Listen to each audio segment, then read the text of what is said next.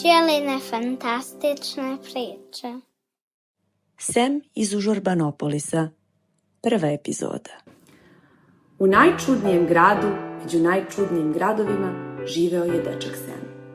Sem je bio veoma dobar dečak, uvek poslušan i vesel. Trudio se da ispuni sva očekivanja svojih roditelja i uvek je u tome uspevao. U školi je dobijao najbolje ocene, sređivao je svoje igračke, nije tražio skupe stvari, nije se durio. Jednostavno rečeno, nikada im nije zadavao muke. Međutim, kao i svi stanovnici ovog grada Užurbanopolisa, Semovi roditelji nisu imali mnogo vremena za njega, jer svi su stalno nekud žurili. Sva deca ovog čudnog grada već su na to navikla, ali ne i Sem. Kad god bi došao da pokaže novi crtež mami, ona bi i bez gledanja rekla: divno, odlično, prelepo, bravo! Kada bi došla da pita tatu da mu popravi igračku, tata bi samo odmahnuo i rekao: zar ne vidiš da žurim, sine? Kupit ćemo drugu, istu takvu, ma još lepšu. Samo da je moj sinčić srećan. Ovo sve Sema je ljutilo. Ali kao i uvek, on to nikada ne bi pokazivao, jer nije želeo da razočara svoje roditelje. Danas, pošto je već pokušao da porazgovara sa roditeljima, ali oni su kao i uvek negde žurili, Sem odluči da prošeta. Na putu sreo je svog starog komšiju. Dobar dan, komšija! Kao i uvek, kulturno ga je pozdravio. Međutim, ovog puta umesto pozdrava, komšija se nadvio nad Semom mršteći se. Njegove guste crne obrve nabrale su se po sredini iz starog čela i crne duboke oči prostrelile su dečaka. Da li ti misliš da ja imam vremena za koještarije, mali? Zar ne vidiš da žurim? Nemam vremena za nekakve gluposti kao što su dobar dan ili doviđenja. Komšija se hitro okrenu na peti i zaputi se dalje, gunđajući. Kakav neuviđajni derlan, današnja deca. Po prvi put u Semovoj glavi rodila se drugačija misao. Zašto sam ja uopšte dobar i poslušan? Kladim se da kada bih bio najgori na celom svetu, niko to ne bi primetio. Ljut i tužan, krupnim koracima Sem uđe u obližnju prodavnicu. Nikada do sada nije kupovao zabranjene slatkiše i sokove, ali ako niko nije imao vremena za slovljenu igračku, novi crtež ili jedno najobičnije dobar dan, niko neće primetiti ni šta je kupio.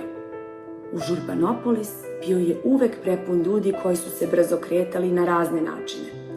Tu su bili leteći vozovi, podvodni automobili, supersonični trotineti i najgori od svih, nezaustavljivi autobus. Ovaj autobus bio je jako brz i u njega se ulazilo u trku, a izlazilo u skoku. Sem je utrčao hitro unutra i posmatrao stanovnike Užurbanopolisa. Svi su neprekidno gledali u svoje časovnike, ne primećujući ni Sema, ni njegove slatkiše. Toga dana Sem nije otišao u školu, ni sledećeg, ni narednog dana. Umesto toga, sedao je pored reke i jeo sve slatkiše koji su mu oduvek bili zabranjeni, pio gazirane sokove i žvakao slatke žvake. Učiteljica nije primetila da nije došao, jer je žurila da što pre ispredaje lekciju. Mama je žurila da što pre završi posao. Tata je žurio da nabavi sve što im je potrebno. Kao što je isprva i mislio, niko nije primetio to što je Sem radio. Prestao je da pere zube, jer niko nije primetio. Prestao je da se češlja, jer niko nije primetio. Išao je na spavanje kasnije nego što je trebalo. A kada je konačno zaspao, u njegovim ustima počelo se dešavati nešto zaista neobično. Ohoho, neoprani zubi puni ostataka slatkiša.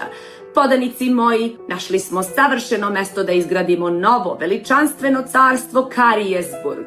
Počnimo sa bušenjem. Car bakterija izdao je naređenja, a njegove verne bakterijske sluge poslušno su navalile na posao. Cele noći vredno su pravile pukotine i rupe u Semovim zubima kako bi se tu i nastanile. Marljivo su gradile mesta za još bakterije koje će uskoro stići. Ne zaboravite da kopate oko prednjih zuba, tu je najlepši pogled, naređivao je car bakterija. Tu ćemo se, moja draga carica, i ja nastaniti. Nema ničeg lepšeg od rupa u gornjim jedinicama. Oštar bol u zubu probudi Sema iz dubokog sna. Začuđen, uhvatio se za obraz i počeo razmišljati. Šta bi to moglo biti? Verovatno sam samo nezgodno spavao, zaključi se.